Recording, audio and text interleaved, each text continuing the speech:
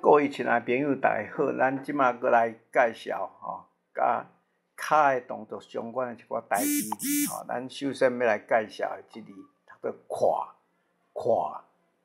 它是搁置放在的意思。咱比如讲，脚擱在桌顶，就是脚搁在桌上另外，它还有船只搁浅、触礁的意思。咱比如讲，khuà-ta就是触礁。khuà-sua就是搁浅的意思好，那下面这里读做khuè，或者念成 k， 它都是搁或置的意思咱比如讲，你的脚莫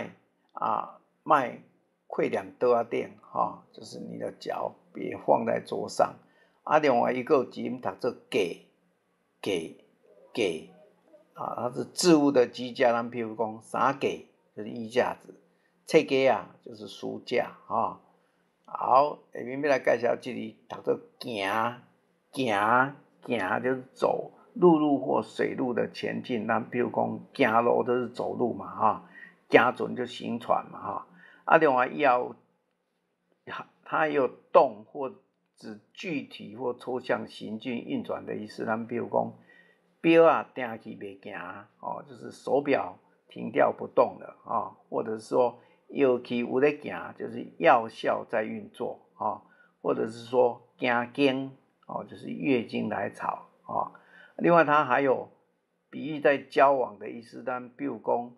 Tsì-bîng跟Tshun-kiau等在行Tsì-bîng跟Tshun-kiau现在正在交往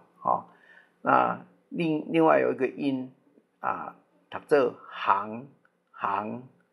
就是排列在事物中，直列者为行。咱比如讲一行里另外的意思是营业交易的机构，咱譬如讲銀行还有职业的类别，咱比如讲行出狀元大家都知道嘛，行出狀元另外一个音读做hâng，就是指一个人的品德，咱比如讲phín-hīng或者是说内心中的想法，咱比如讲